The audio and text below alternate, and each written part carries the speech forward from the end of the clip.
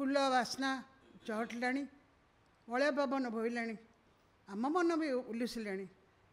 कहीं कौच ना आज गोटे सुंदर कविता आसरटे हूँ बसंती दास लक्ष्य उद्देश्य मु भगवान को मागुची जे दिंतु बासंती दास को आशीष बहुत आशीष से आउ 100 वर्ष बंची एमती आशर गुड़िक करूँ एवं कवि मानक आगे नहीं जातु जो मान कवितार पार्टी फिटू नाला से आज कवितार पार्टी फिटला जो मैंने लेखिपारू नथिले से माने आजिकल लेखिले एवं बहुत पुरस्कृत है तेणु बासंती बासंती सहित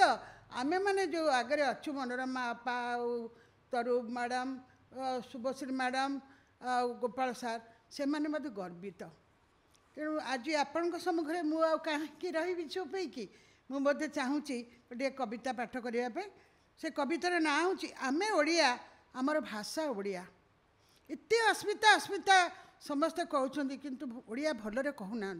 तेणु आम चेष्टा करिया भलरे भाषण दिंतु एवं लिखतु उत्कल अटे एकमात्र सुनार देश उत्कल अटे एकमात्र सुनार देश जहिरे रही बंगोपसागर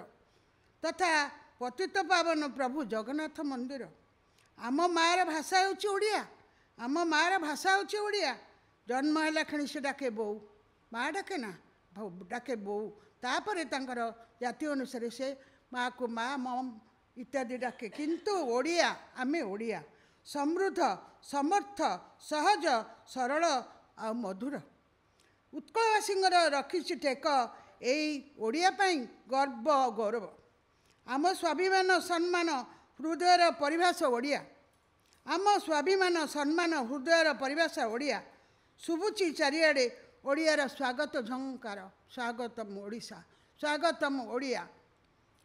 उत्कलवासी कंठरू शुभुची बारंबार स्वतः प्रवृत्त बाहर ओडियार शब्द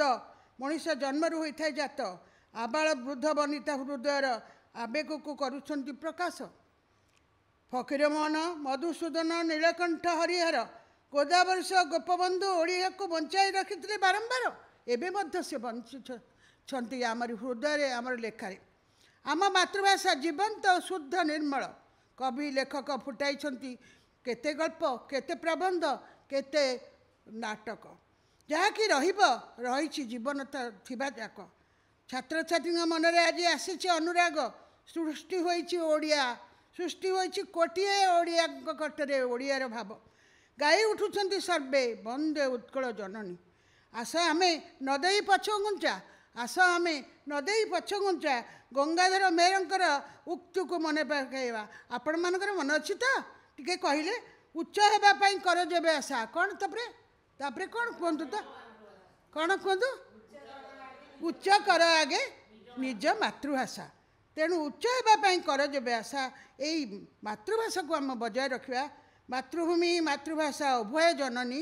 सेवता को भक्ति भरे दिवस रजनी वंदे उत्कल जननी वंदे उत्कल जननी वंदे उत्कल जननी नमस्कार।